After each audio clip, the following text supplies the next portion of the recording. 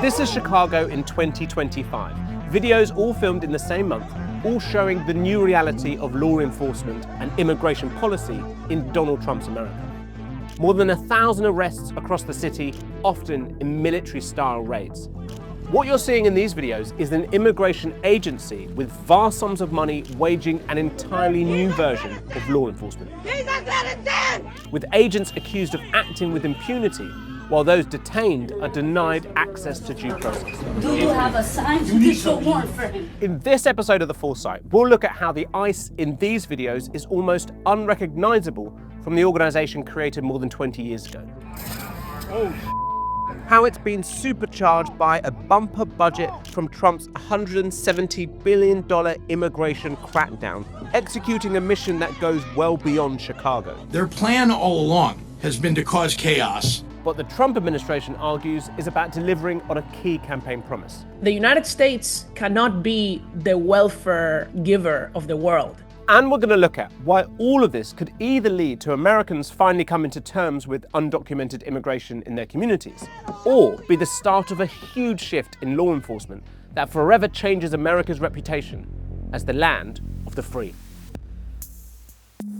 This is Chicago's South Shore at the very end of September. Dozens of armed agents from ICE, the Immigration and Customs Enforcement, descending on a 5-story block of apartments on military-sized vehicles to create a platoon of agents. A Black Hawk helicopter, more commonly flown by the US Army and worth millions of dollars, circles in the sky. Tenants say everyone in the building was detained, including US citizens and children. In the end, 37 undocumented migrants were arrested by ICE. All this made possible by Donald Trump's One Big Beautiful Bill Act, passed in July to raise ICE's budget to an astronomical figure of about $29 billion. Overnight, it became the highest funded federal law enforcement agency in US history.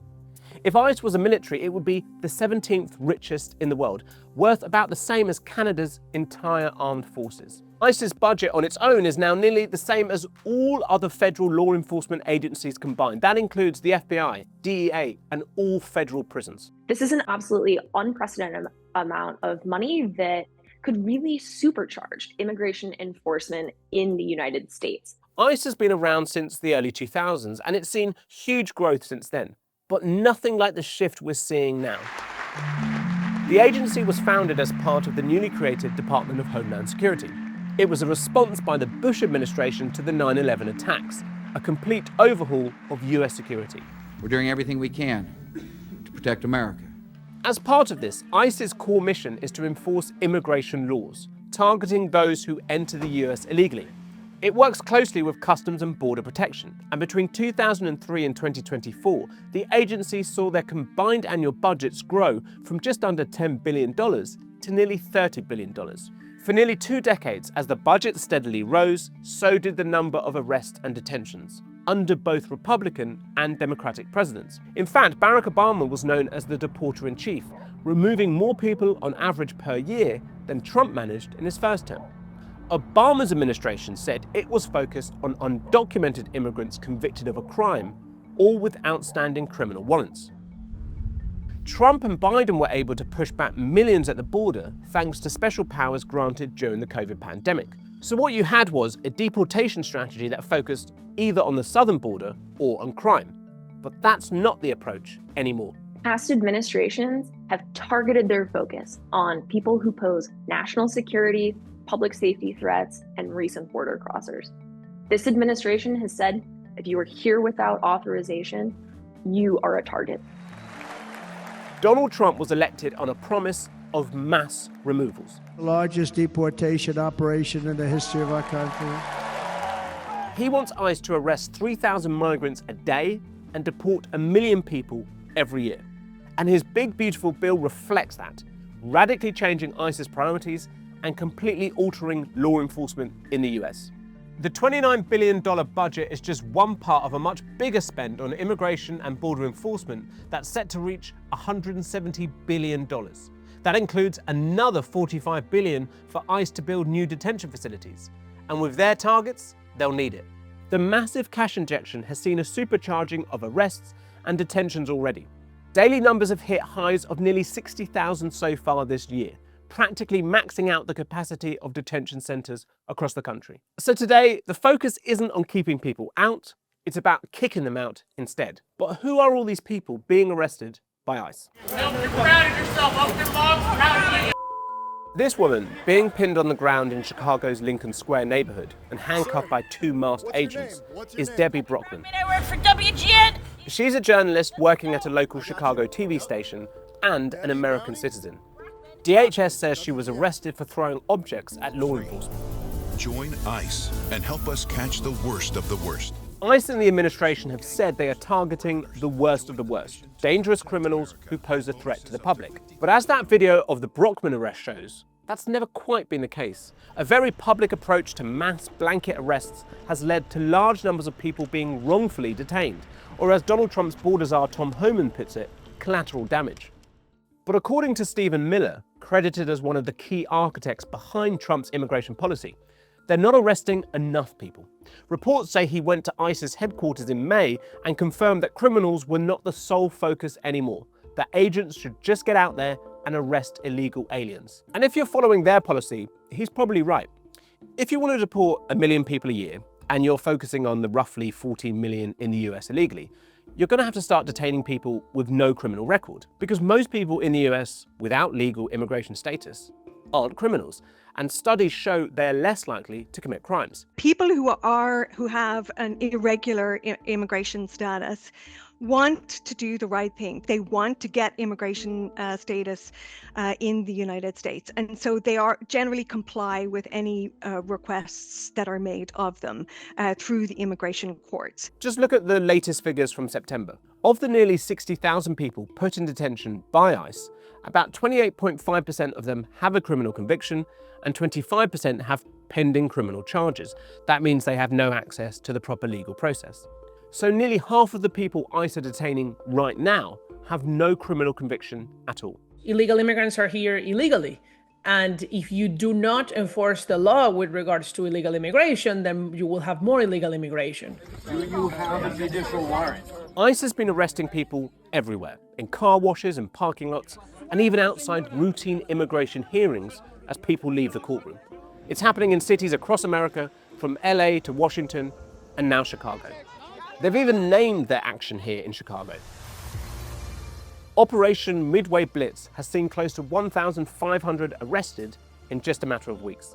The level of ambiguity, the level of chaos that has ensued is, if it isn't intentional, it certainly has the effect of promoting a great deal of uncertainty and fear in immigration communities, in immigrant communities. I just think that there was way more chaos a year ago when the border was open and people were coming in, and New York City was being flooded with illegal immigrants that were put in hotels for free. Now, to keep up with the relentless targets, ICE needs more agents.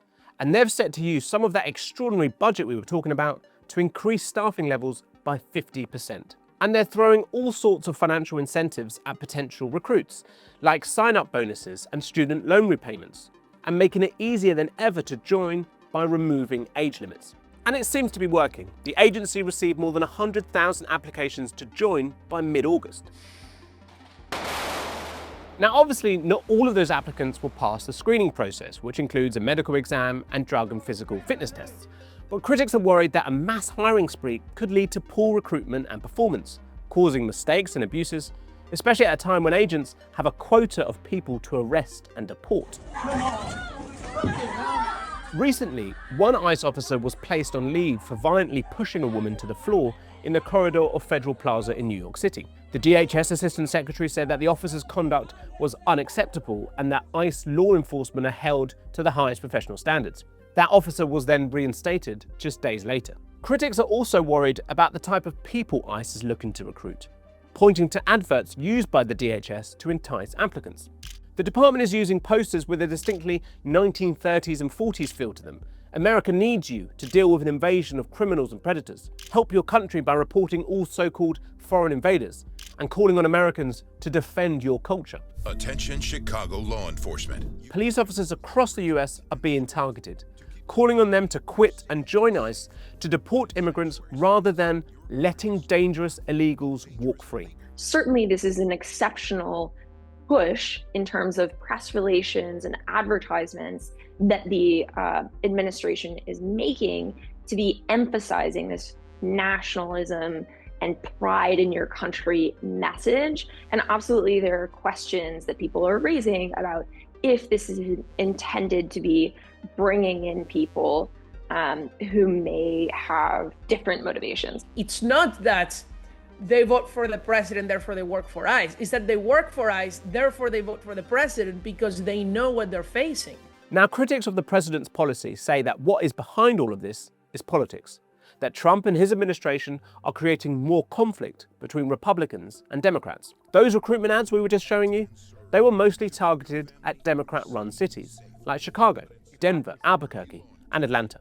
Cities where politicians have fought to strengthen local laws to push back against federal immigration enforcement, especially during Trump's first term. They've become known as sanctuary cities. Trump is unable to target criminal illegal immigrants in all of the sanctuary cities and states because those cities and states don't notify ICE that there's a criminal even being released from prison. So nice to meet you. Back in Chicago, Democrat figures like Illinois Governor J.B. Pritzker are fighting back against the Trump administration. And they've been supported by citizens protesting outside ICE detention centers. Now, we've been here before. Last time this happened in June in Los Angeles, Trump called in the National Guard against the wishes of the California governor. The president tried to do the same in Illinois, but he was stopped by a judge. But Democrats say Trump's plan is to create crisis after crisis and then take more power. Their plan all along has been to cause chaos. They think they can fool us all into thinking that the way to get out of this crisis that they created is to give them free rein. The chaos perception is something that the Democrats are trying to advance to harm the president politically. I do think there was a lot more chaos at the border and with immigration under Joe Biden, unfortunately. The big concern of Trump's opponents now is that the White House's next step will be to invoke a law from 1807, the Insurrection Act. That would allow the president to deploy troops on US soil and give US soldiers the power to arrest citizens. It's only been used a handful of times in America's history. The last time was by President George H.W. Bush, when both the city mayor and California's governor called for his support during the LA riots of 1992. Well, I'd do it if it was necessary. So far, it hasn't been necessary, but we have an Insurrection Act for a reason. If I had to enact it, I'd do that. No Trump, no ICE, no troops. Now, if Donald Trump's plan is to use an antagonistic approach to get a reaction, then you could say it's working. Hundreds of thousands, potentially millions of Americans have attended protests like this one in Chicago, criticizing ICE's expansion and tactics. And people are pushing back on an individual level too. Do you have a signed judicial warrant for him? Local politician Jesse Fuentes was briefly put in handcuffs after confronting ICE agents at a hospital in Chicago after the apparent detention of an injured man. All of this raises a key question. As disputes between states and the White House get more intense, as the money starts to flood into ICE, and as their operations keep escalating, what's the legal justification behind ICE's operation and Donald Trump's policy? They can't enter a home, but they can grab somebody in the street. That's totally legal. None of this is illegal. Well, first of all, this is what Donald Trump promised and what the American people voted for, and he's willing to push legal boundaries to achieve it. Every effort and every avenue has been explored to try to expand capacity to enable both detention and deportation of migrants. Questions are being raised about the legality of many of the government's tactics, from ICE agents hiding their faces and badge numbers, the revoking of people's immigration status, or detentions without a warrant. There are efforts in the courts to try and block some of these actions, or at least hold them up. But the Trump administration has also scored some major legal victories. ICE agents have been accused of racially profiling people. What we're hearing is that Latino US citizens, for example, are being stopped and questioned, sometimes because they were speaking Spanish. In response, a federal judge barred ICE officers from making stops without reasonable suspicion. But then the Supreme Court weighed in and sided with the president and ICE. Racially profiling people is not legal. But there was a recent Supreme Court decision that allowed stopping people on the basis of a few factors put together, whether or not someone is working where there may be unauthorized immigrants, if someone is speaking Spanish, and their race or ethnicity. So Trump and the DHS aren't changing the law, but they're finding ways to use it to their advantage. What does that look like? As more and more people are crammed into detention centres hitting capacity, deaths in ICE custody have hit their highest in 20 years. Or it looks like the case of Silverio Villegas Gonzalez, who was shot and killed by ICE agents in Chicago after dropping his children off at school. The agent who fired the shot told police that Gonzalez drove at him and that he feared for his life. There's no footage of the incident itself, only the aftermath. Trump removed the requirement for ICE agents to wear body cams. The FBI are investigating the case while the DHS say they believe their agents used appropriate force. Or it could look like a fine for a legal permanent resident just because they aren't carrying their papers. That's what happened to Ruben Antonio Cruz in Chicago early in October. ICE checkpoint, turn now! Technically, under federal law, registered foreign nationals need to carry proof of registration with them at all times, but it's rarely enforced. Some of what the administration is doing, digging up some of these older laws that were on the books and not being used before. Americans are surprised by some of these laws being revived and used because they didn't know that they existed. This all adds up to tens of millions of Americans being treated as potential targets by ICE. And if you happen to be an undocumented immigrant, what are the chances of you being able to challenge ICE in the courts? Most immigrants facing deportation do not have an attorney. So when we're talking about people trying to bring cases about violations that have occurred during the course of their arrest, that's extremely difficult. Now, we don't like to end these videos with a question, but essentially that's what the White House has given us. There are roughly 14 million undocumented immigrants in the United States, and most of them have been in the country for more than a decade. The Trump administration ran on an election promise of creating the largest domestic deportation operation in America. And it could mean the country is facing years of what Chicago is dealing with right now. An ICE agency with unimaginable resources has a regular presence in their towns and cities. But is that what Americans want, or is there a different way forward? The American public is very clear that they do think that people with criminal histories should be deported, but what the Trump administration is doing could lead to a moment in which the US public and Congress says, okay, we do need to act, we need to update our immigration system and acknowledge that people who have been here should be able to have legal status. The advantage of expanding ICE right now is that not only you're going to get the criminals out, but President Trump is building leverage to get the Democrats to negotiate on immigration. The president has backed his immigration promises with incredible financial power to deliver them. So the $170 billion question is this: will immigration enforcement become a part of daily life for tens of millions of Americans and communities in every corner of the country? Or can Congress and the American public challenge Donald Trump? And finally, once and for all, come up with a plan for what should happen to the status and the future of millions of undocumented people living in America right now.